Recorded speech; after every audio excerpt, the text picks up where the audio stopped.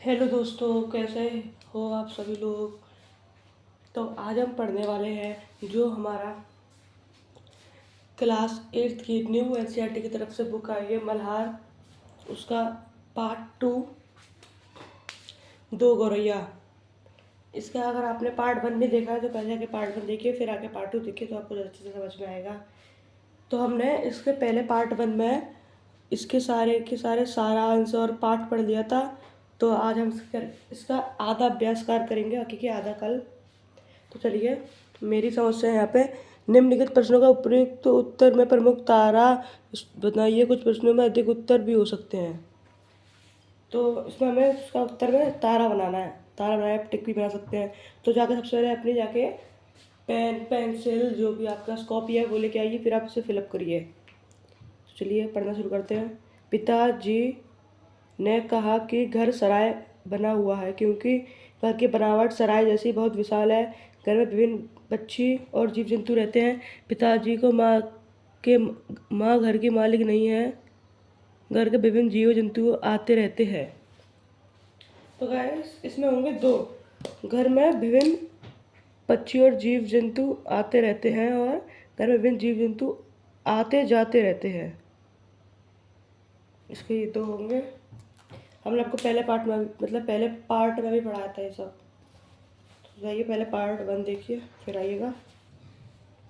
कहानी में घर के असली मालिक किसे कहा गया है। मतलब कहानी में जो घर का असली मालिक है उसे किसे कहा गया है। माँ और पिताजी को, जिनका मकान है, लेखक को जिसने यह कहानी लिखी है, जीव जंतुओं को जो उस घर में रहते हैं, मेहमान को जो लेखक से मिलने आते हैं। तो इसमें होगा जीव जंतु को जो उसमें रहते हैं, मतलब जो जीव जंतु उस घर में रहते हैं वही उस घर के असली मालिक हैं, ऐसे इसे बताया जा रहा है। चलिए तीसरा है, गौरैया के प्रति माँ और पिताजी की प्रतिक्रिया कैसी थी। मतलब जब गौरैया आई तो माँ और पिताजी ने कैसी प्रतिक्रिया करी, मतलब उनके लिए क्या क्या करा, उनके लिए कैसी बातें कही। तो उसमें दोनों ने खुशी से घर में उनका स्वागत किया। पिताजी ने उन्हें भगाने की कोशिश की लेकिन माँ ने मना किया। दोनों ने मिलकर उन्हें घर से बाहर निकाल दिया। माँ ने उन्हें निकालने के लिए कहा लेकिन पिताजी ने घर में रहने दिया। तो हमने आपको पार्ट 1 में बता दिया था कि पिताजी उन्हें भगाना चाहते थे लेकिन माँ मना कर रही थी। तो इसका सेकंड होगा, पिताजी तो उन्हें भगाना चाहते थे पर वो भागी नहीं और घर पे रहने लगी। इसका फोर्थ क्वेश्चन है, माँ बार बार पिताजी की बातों पर मुस्कुराती और मजाक करती थी। इससे क्या पता चलता था, मतलब बार बार जो माँ थी लेखक की, वो पिताजी की हर बात को काट कर हर बात के बीच में से मजाक मस्ती करती थी। तो उससे क्या पता चलता है। माँ चाहती थी कि गौरी ये घर से भगाई ना जाए। माँ को पिताजी के प्रयत्न व्यर्थ लगते थे। माँ को गौरैया की गतिविधियों पर हंसी आ जाती थी। माँ को दूसरे पर हंसना और उपहास करना अच्छा लगता था। तो इसका होगा सेकंड, माँ को पिताजी के प्रयत्न व्यर्थ गए। मतलब जो पिताजी प्रयास कर रहे थे गौरैया को भगाने का, वो व्यर्थ, मतलब वो खाली जा रहे थे इसलिए उन्हें हंसी आ रही थी और उन्हें व्यर्थ लगते कि पिताजी कुछ कर नहीं पाएंगे इसलिए। तो हमारा ये वाला हो चुका है। तब मैं आपको एक बार फिर से करा देता हूँ। तो पहले का है, पिताजी ने कहा कि घर सराय बना हुआ है क्योंकि घर में विभिन्न पक्षी और जीव जंतु रहते थे और घर में विभिन्न जीव जंतु आते जाते रहते थे। पहले का ये 2 है, कहानी में घर के असली मालिक किसे कहा गया। मतलब कहानी में घर का असली मालिक कौन है, जीव जंतु और जो उस घर में रहते थे, ये घर के असली मालिक ऐसा कहानी में कहा जा रहा है। गौरैयों के प्रति माँ और पिताजी की प्रतिक्रिया कैसी थी। पिताजी उन्हें भगाने की कोशिश की लेकिन माँ ने मना किया। ये थर्ड का भी सेकंड है, माँ बारह पिताजी को बातें मुस्कुराती और मजाक करती से क्या पता चलता है। माँ को पिताजी के प्रयत्न व्यर्थ लगते थे। मतलब जो पिताजी प्रयत्न कर रहे हैं चिड़िया को बाहर निकालने के, वो उन्हें व्यर्थ मतलब बेकार लगते थे। तो चलिए आगे का पढ़ते हैं। तो इसका 5वां ये है, कहानी में गौरैया के बार बार लौटने को जीवन में किस पहलू से जोड़ा जा सकता है। मतलब जो कहानी में जो गौरैया बार बार आ जा रही है तो उसको जीवन में किस पहलू में जोड़ा जा सकता है। इसके वो आंसर है, दूसरों पर निर्भर रहना, असफलताओं से हार मान लेना, अपने प्रयास को निरंतर जारी रखना, संघर्ष को छोड़कर नए रास्ते अपनाना। तो उसका होगा अपने प्रयास को निरंतर जारी रखना। जो आप प्रयास कर रहे हो उसे निरंतर उस पर काम ही करते रहना। तो ये कहानी को रही है बार बार लौटने के जीवन से इस पहलू से जोड़ जा सकती है कि अपने प्रयास को हमें निरंतर चालू रखिए, निरंतर करते रहिए। हर इसमें मैचिंग है, मिलकर करें मिलान। तो चलिए मैचिंग करते हैं। उससे पहले ये पढ़ लेते हैं। पाठ में से चुनकर कुछ वाक्य नीचे दिए गए हैं। प्रत्येक वाक्य के सामने दो दो अर्थ दिए गए हैं। अपने समूह में इन पर चर्चा कीजिए और इन्हें इनके सबसे उपयुक्त अर्थ से मिलाएं। मतलब इस दो को रही पाठ में से कुछ वाक्य को यहाँ पे लिख दिया है और उसके सामने दो दो अर्थ भी दिए हैं। तो इन अर्थों में से हमें देखना है कि कौन सा अर्थ उसके लिए सही रहेगा। तो चलिए करते हैं। तो देखते हैं। वह शोर मचाता है कि कानों के पर्दे फट जाएं, पर लोग कहते हैं कि पक्षी गा रहे हैं। तो उसमें पक्षियों का शोर बहुत तेज है, लेकिन लोग उस संगीत की तरह समझते हैं। पिताजी को पक्षियों का चहचहाना शोर जैसा लगता है, लेकिन लोगों को वह संगीत जैसा लगता है। तो इसका अर्थ ये होगा सेकंड वाला, मैंने आपको पार्ट 1 में बताया था। इसका ये होगा पिताजी को पक्षियों का चहचहाना शोर जैसा लगता है, लेकिन उसके घर के और सदस्यों और लोगों को वह संगीत की तरह लगता है। तो चलिए नेक्स्ट है। आंगन में आम का पेड़ है, तरह तरह के पक्षी उस पर डेरा डालते हैं। आम के पेड़ पर अलग अलग प्रकार के पक्षी हर समय निवास करते हैं। पक्षी पेड़ पर तंबू लगाकर रहते हैं, जैसी किसी मेले में डेरा डाला जाता है। इसका होगा फर्स्ट। ये तो था ही नहीं, ये आम के पेड़ पर अलग अलग प्रकार के पक्षी हर समय निवास करते हैं, ये चैप्टर में भी आया था। चलिए अगला है। वह धमा चौकड़ी मचती है कि हम लोग ठीक तरह से सो भी नहीं पाते। वहाँ के चूहे बहुत धमा चौकड़ी मतलब ऊधम मचाते हैं, इससे वो रात में सो भी नहीं पाते। तो इसका देखते हैं। पिताजी की भागदौड़ और शोर इतना होता है कि घर में चूहे चैन से नहीं सो पाते। ये तो बिल्कुल नहीं हो पाएगा, ये इसका कोई सेंस ही नहीं बनता। तो उसका ये होगा चूहे की भागदौड़ और शोर इतना है कि घर के लोग चैन से नहीं सो पाते, क्योंकि उसका तो कोई सेंस ही नहीं बनना। चलिए अगला है।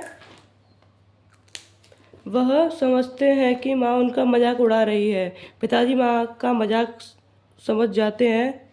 ये तो था ही नहीं चैप्टर में, पिताजी माँ का मजाक समझ जाते हैं। उसका ये होगा पिताजी को ऐसा भ्रम लगता है कि माँ उनकी चेष्टाएं का उपहास कर रही है।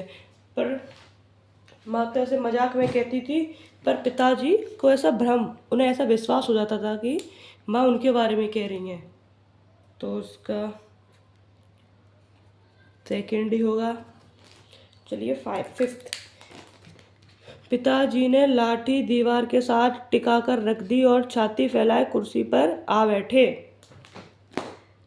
तो इसमें पिताजी ने लाठी एक और रख दी और गर्व से विजय मुद्रा में बैठ गए। पिताजी की छाती और सांस फूलने लगी और उन्होंने लाठी एक और रख दी। तो इसका तो ये नहीं होगा, इसका हमारा होगा पिताजी ने लाठी एक और रख दी और गर्व से विजय मुद्रा में बैठ गए। उन्हें ऐसा लगा उनने चिड़ियों को, उन दो गुड़ियों को घर से बाहर निकाल दिया, वो घर के अंदर नहीं आएंगी। तब भी वो फिर से घर के अंदर आ गई थी।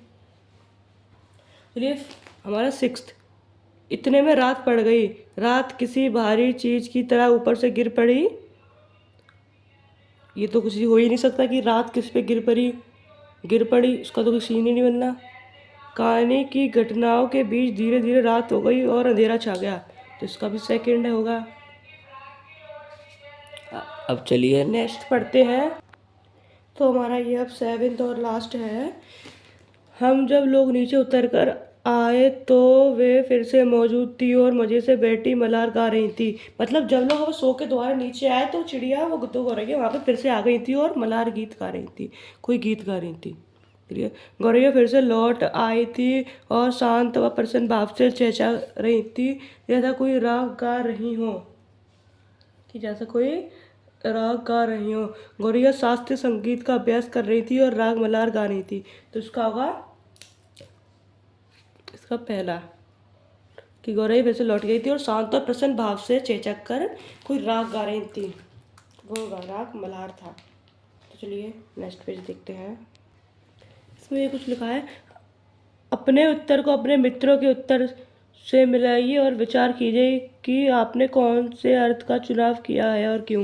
मतलब ये जो आपने भरे हैं मिलकर मिलाल करें यानी मैचिंग, तो उसका अपने दोस्तों के साथ तो इनका उत्तर एक साथ देखिए और चुनिए कि आपने ये वाला अर्थ क्यों चुना, ये वाला अर्थ क्यों चुना। चलिए पंक्तियों पर चर्चा। पाठ में से चुनकर कुछ पंक्तियाँ नीचे दी गई हैं, इन्हें ध्यानपूर्वक पढ़िए और इन पर विचार कीजिए। आपको इनका क्या अर्थ समझ में आया, अपने विचारों अपने समूह में साझा कीजिए और लिखिए। मतलब पाठ में से दो हो रही है, पाठ में से कुछ पंक्तियाँ चुनकर नीचे दी गई हैं, इन्हें आपको ध्यानपूर्वक पढ़ना, इन पर विचार करना है और इनका जो अर्थ आपको समझ में आएगा वो नीचे लिख देना है, किसी कॉपी पे लिख देना है, आपकी फेयर कॉपी पे। चलिए देखते हैं इसका क्या क्या अर्थ हो सकता है। पहला तो अब तो ये नहीं उड़ेंगी, पहले इन्हें उड़ा देते तो उड़ जाती, अब तो इन्होंने यहाँ घोंसला बना लिया है। तो देखते हैं मुझे इसका क्या अर्थ समझ में आया। अगर आपको कुछ इसका कुछ और अर्थ समझ में आता है तो आप कमेंट करके मुझे बता सकते हैं। तो चलिए देखते हैं। तो मुझे उसका ये समझ में आता है, जब पिताजी के भरसंक प्रयास मतलब बहुत सारे प्रयासों के द्वारा भी चिड़िया नहीं उड़ी तो माँ ने कहा कि अब इन्होंने घोंसला बना लिया है, अब ये नहीं उड़ेंगी, पहले उड़ाते तो उड़ जाती, क्योंकि माँ जानती थी कि अब गौरैया ने पक्का घोंसला बना लिया है और वह अब यहाँ पे अंडे देंगी। तो इसका यही भी होगा, अब तो ये नहीं उड़ेंगी, ये आपने क्वेश्चन पढ़ा था वो। अब चलिए सेकंड क्वेश्चन को पढ़ते हैं, फिर उसका अर्थ निकालते हैं। सेकंड क्वेश्चन ये रहा, एक दिन मतलब थोड़ा सा ऊपर है, एक दिन नहीं घुस पाएंगी तो घर छोड़ देंगी। मतलब एक दिन घर के अंदर नहीं आएंगी तो घर छोड़ देंगी। देखते हैं मैंने इसका क्या अर्थ बनाया है। चलिए तो मैंने इसका ये बनाया है कि पिताजी ने जब बहुत मुश्किलों से उन्हें बाहर निकाला तो कहा कि सब खिड़कियाँ दरवाजे बंद कर दिए जाए, एक दिन घर में के अंदर नहीं आएंगी मतलब घुस पाएंगी तो घर को छोड़ देंगी। मतलब पिताजी ने उन्हें बाहर निकाल दिया और सारे खिड़की दरवाजे सब बंद कर दिया और कहा कि ये एक दिन घर के अंदर नहीं आएंगी तो घर को छोड़ देंगी। तो चलिए थर्ड क्वेश्चन पढ़ते हैं। तो इसका थर्ड क्वेश्चन है, किसी को सचमुच बाहर निकालना हो तो उसका घर तोड़ देना चाहिए। मतलब पिताजी कहते हैं कि अगर किसी को सचमुच घर से बाहर निकालना हो तो उसका घर तोड़ देना चाहिए। तो चलिए देखते हैं इसका क्या अर्थ है। तो इसका अर्थ ये है, पिताजी जब बहुत मुश्किल से गौरैया को घर से बाहर निकालना चाहते रहते हैं, वह उनका घोंसला तोड़ने का प्रयास कर रहे थे, तब उन्होंने ये शब्द कहे, किसी को सचमुच घर से बाहर निकालना हो तो उनका घर तोड़ देना चाहिए। तो गाइस हमारी ये वीडियो यहीं पे एंड होती है। अगर आपको वीडियो अच्छी लगी तो please like share and subscribe करें और इसका पार्ट 1 देखना ना भूलें। तो थैंक यू फॉर वॉचिंग और हमारे चैनल पे ऐसे बने रहिए। Thank you for watching.